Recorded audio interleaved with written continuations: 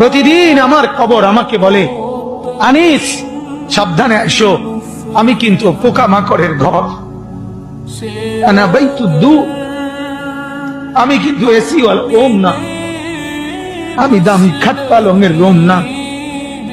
কবর আমাকে বলে, আনিস আমি কিন্তু পোকামাকড়ের ঘর, আনা বাইতুল ওয়াহদা, আমি একাকী ঘর, একাকী ঘর, যে ঘরে আর কেউ থাকবে না, কেউ না, কেউ না, কেউ না।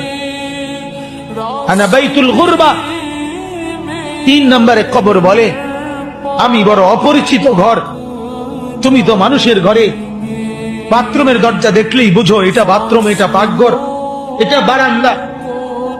কবর বলে, হে আল্লাহর বান্দা, কবরে এসে দেখে কিছুই চিনবা না, ডান বাম কিছুই পাবা না। আমি